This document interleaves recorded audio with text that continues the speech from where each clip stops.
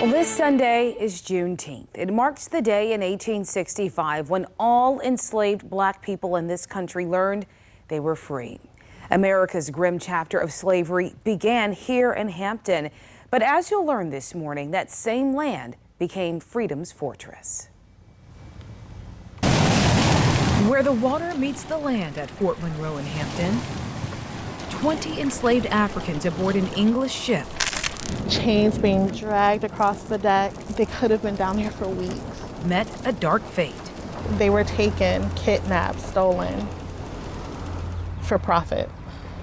And brought here to modern-day Hampton. Brought here to modern-day Hampton, Virginia. It's emotional standing here. It is.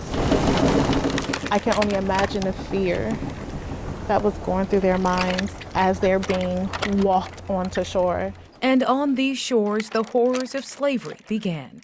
Families ripped apart at auction blocks, beatings with wounds so deep they left an emotional mark on the enslaved's descendants even today, including Tisha Vincent, charged with keeping their stories alive at Fort Monroe. So the responsibility to share the history of my ancestors is heavy, but it's a responsibility that I hold near and dear to my heart. And at the heart of the Fort Monroe Visitor and Education Center, you'll find a breathtaking representation of 3 black men. They represent Frank Baker, James Townsend, and Shepard Mallory. Together, these men, enslaved on the peninsula, broke barriers to freedom during the Civil War. In the spring of 1861, Virginia joined the Confederacy, but Fort Monroe remained under Union control. So Baker, Townsend, and Shepard escaped and sought freedom on the other side of this bridge into Fort Monroe. You can imagine the trepidation that they're feeling, the anxiety. If I can just get to Fort Monroe, then I can have my freedom. And at the end of their trek, the trio faced Union General Benjamin Butler. He allowed them to stay, a political move so they couldn't return to their slave labor to help the Confederacy. These men arriving here, they become the first contrabands of war. Yes. Contrabands of war, a term that still defined people as property. But General Butler's decision sent a signal to enslaved people Fort Monroe was freedom's fortress. The idea of freedom, just the fact that they can get close enough to even attempt to touch it, was enough for them to make this journey. Hundreds and then thousands of enslaved people faced peril for the possibility of freedom at Fort Monroe. They built contraband camps near its borders, and while it was bleak, it was better than being enslaved. When where you are hurts more than where you need to go, you'll get up and move.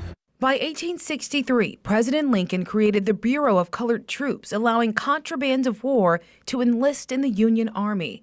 They helped save the country that enslaved them. By June 19, 1865, word of their emancipation reached Galveston, Texas, the last of the enslaved to learn they were free.